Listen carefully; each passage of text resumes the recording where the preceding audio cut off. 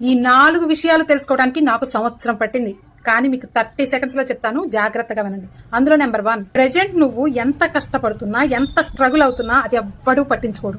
ఏదైనా సాధించినప్పుడు మాత్రమే నీ కష్టానికి ప్రతిఫలం అందరికీ అర్థమవుతుంది.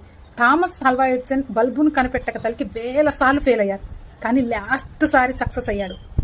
అతను సక్సెస్ అయ్యాడు కాబట్టే తన కష్టాన్ని మనం గుర్తించగలిగాం. కానీ లాస్ట్ సారి కూడా బల్బును కనిపెట్టకపోయి ఉంటే అతని కష్టాన్ని ఎవ్వరు గుర్తించకపోయి ఉండేవాళ్ళు. అవునా కదా?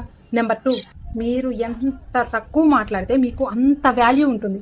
నెంబర్ 3, ఏ విషయాన్ని ఎవరిని పర్సనల్గా తీసుకోకండి. ఎందుకంటే ఈ కాలంలో ఎవ్వరు నువ్వు బాగుండాలి అని కోరుకునేవారు ఉండరు. నువ్వు ఫెయిల్ అయితే ఆనందపడేవాళ్ళు తప్పితే. నెంబర్ 4, నువ్వు ప్రాబ్లం పైన ఫోకస్ చేస్తే మరిన్ని ప్రాబ్లమ్స్ క్రియేట్ అవుతూ ఉంటాయి. కానీ పాజిబుల్ పైన, సొల్యూషన్ మీద ఫోకస్ పెట్టగలిగితే మరిన్ని ఆపర్చునిటీస్, మరిన్ని అవకాశాలు మీకు దగ్గర అవుతూ ఉంటాయి.